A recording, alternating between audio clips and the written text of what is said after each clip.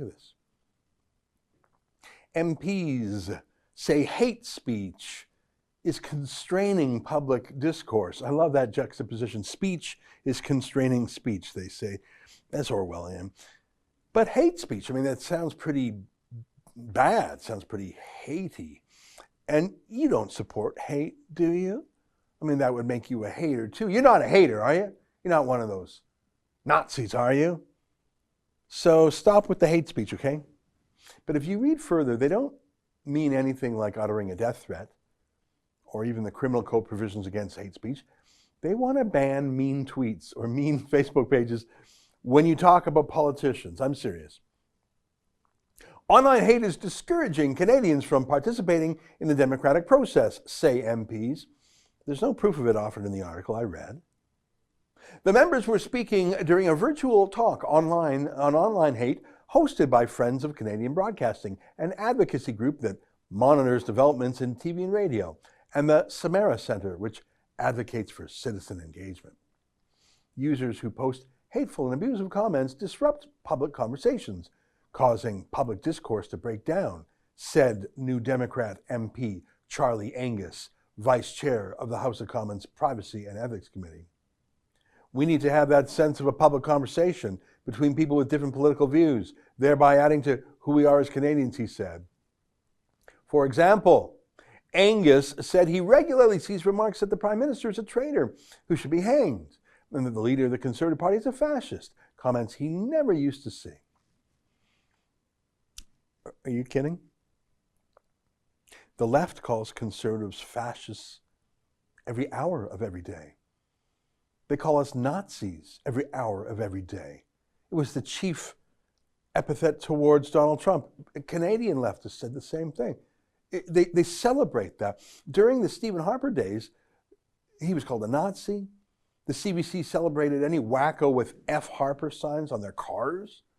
The CBC's own Mary Walsh even did this video calling him Herr Harper and Stasi Steve. So, help save poor Stasi Steve this season. God knows Herr Harper doesn't have enough sense to save himself, so let's bring him a load of sense. Yeah, we are called Nazis every day. Right up to Trudeau's own office. Here's Gerald Butts implying that me, a Jew, that I'm a Nazi. We're Nazis over here at Rebel News. Charlie Angus of all people? Seriously? Just last month, he was implying that the Jewish state of Israel was as immoral as the racist South African apartheid regime. And this is the guy who's telling you and me to stop insulting politicians? He wants to raise the dialogue? I love this line. If left unchecked, such comments could lead to physical attacks, he said. Really? Has that ever happened in Canada? I can't think of an instance. Let me know if I'm wrong. Of course, there was the storming of Parliament by an ISIS terrorist, but that wasn't a Twitter meanness. I'm trying to think of someone who's been assassinated. There was Thomas D'Arcy McGee. That's about 150 years ago.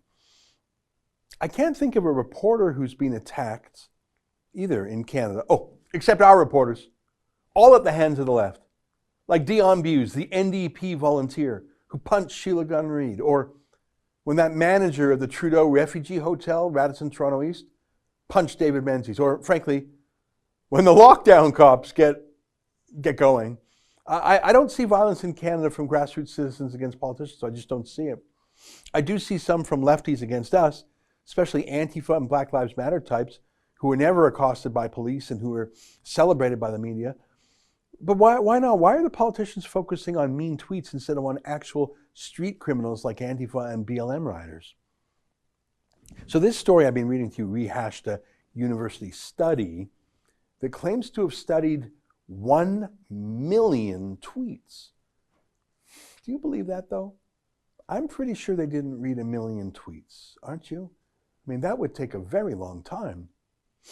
Let me read from the story. Chris Tanove commented on the report he co-authored with Heidi Tworik titled Troll on the Campaign Trail, an analysis of more than 1 million tweets directed at candidates in the 2019 federal election campaign. Tanove is a postdoctoral fellow in the Departments of Political Science and History at the University of British Columbia. Of the tweets they examined, which include ones later removed for violating Twitter's hate speech policies, 1% were highly negative, threatening or hateful. 15% were of medium negativity, explicit insults. 25% were of low negativity, dismissive or disrespectful. 7% were positive, and 12% were unclear. So, if you believe that they actually did review 1 million tweets, they say 1% were threatening or hateful. But those are two very different things, aren't they? I mean, if you say you hate a politician, that's not a threat. That's your opinion. That's actually you just saying what your emotions are. So how many tweets were actually threatening? Well, I actually dug up the study that these postdoctoral scholars wrote. I read the whole thing, if you can believe it. They didn't actually count the threats made online, at least not that I could see.